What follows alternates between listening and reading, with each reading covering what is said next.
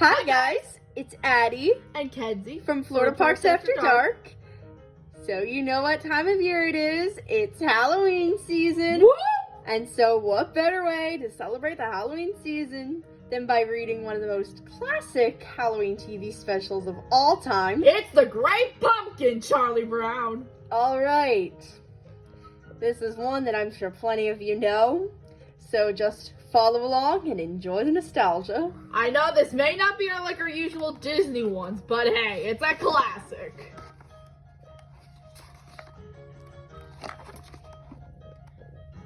Every fall, the leaves on the trees turn brown and fall off the branches. Pumpkins grow big and plump in their patches. The air grows colder and people start to think about their Halloween costumes. And every fall, Linus writes a very important letter. Dear Great Pumpkin, Linus writes, I'm looking forward to your arrival on Halloween night. I hope you will bring me lots of presents. Who are you writing to? Asked Charlie Brown. The Great Pumpkin, Linus replies. On Halloween night, the Great Pumpkin rises out of the pumpkin patch and flies through the air with his bag of toys for all the children. Linus's sister, Lucy, isn't happy that Linus is writing to the Great Pumpkin. You make me the laughing stock of the neighborhood, she complains. But Charlie Brown's sister, Sally, doesn't think Linus is crazy. She thinks Linus is wonderful. He is her sweet baboo. Wouldn't you like to sit with me in the pumpkin patch on Halloween night and wait for the Great Pumpkin? Linus asks. Sally is thrilled. I'd love to, she tells Linus.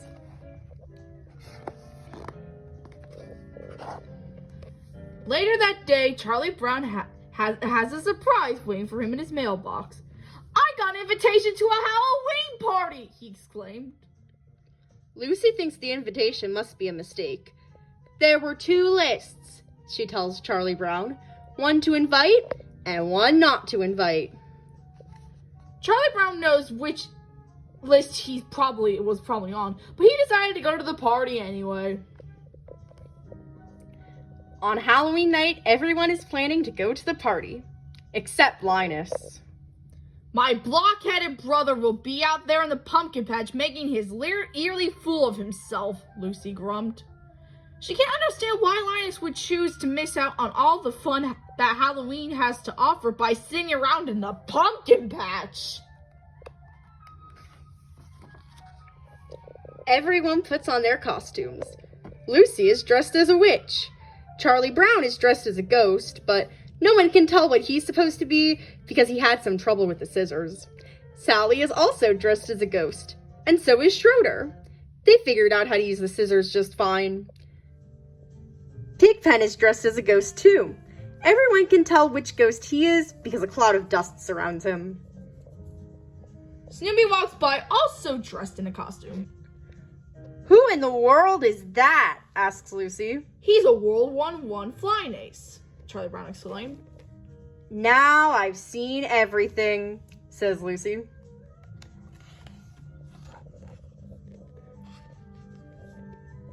Lucy declared that everyone will go trick-or-treating first and then go to the Halloween party. As they pass by the pumpkin patch, Linus sees them and gets excited, thinking they have come to wait with him. Have you come to sing pumpkin carols with me? He asks. You blockhead! Lucy yelled at her brother. You're gonna miss all the fun just like last year. Don't talk like that, Linus cries. The Great Pumpkin will come because I am in the most sincere pumpkin patch. Oh, good grief, Lucy exclaimed. She marched off with her friends. It looks like no one wants to join Linus in his pumpkin patch to wait for the Great Pumpkin. Except, what about Sally? Sally is torn. She doesn't want to miss out on all the fun of trick-or-treating and a party, but Linus is her sweet baboo. What should she do? Sally runs back to the pumpkin patch. I'm glad you came back, Linus tells her. You'll see the Great Pumpkin with your own eyes. Linus is positive the Great Pumpkin will pick this patch. Why wouldn't he? The Great Pumpkin chooses the most sincere patch to visit every year. And how could a pumpkin patch be more sincere than this one? Sally hoped Linus was right. Meanwhile, the rest of the kids go trick-or-treating. Tricks or treats, money or eats, they yell at the first door. Everyone compares what they got. I got 5 pieces of candy, brags Lucy. I got a chocolate bar, exclaimed Patty. I got a quarter, says Violet happily. I got a rock, says Charlie Brown sadly. And that happened at every door. All the other kids got wonderful treats like candy, gum, and popcorn balls. And Charlie Brown gets rocks.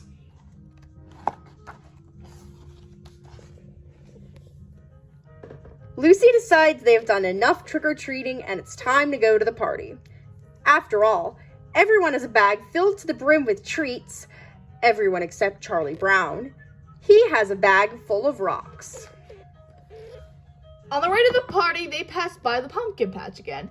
The kids laughed at Linus and Sally for waiting there instead of coming to the party. The great pumpkin will be here, Sally yells, defending Linus. After the kids walked by, Sally turned to Linus.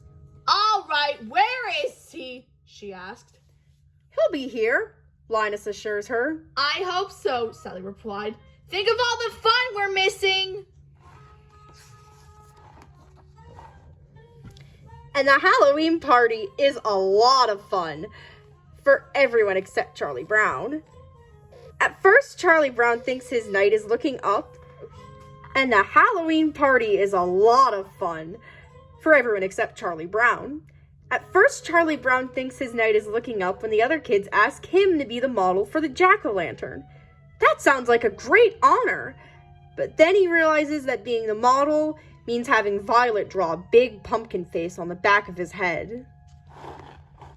Meanwhile, in the pumpkin patch, Sally is growing tired of waiting for the great pumpkin. If anyone had told me I'd be waiting in a pumpkin patch on Halloween night, I have said they were crazy, she complained. Just then, she and Linus heard a rumbling noise. They see a shadow emerging from the pumpkin patch. It's the great pumpkin rising out of the pumpkin patch, Linus yelled. He was so excited to see the great pumpkin that he faints.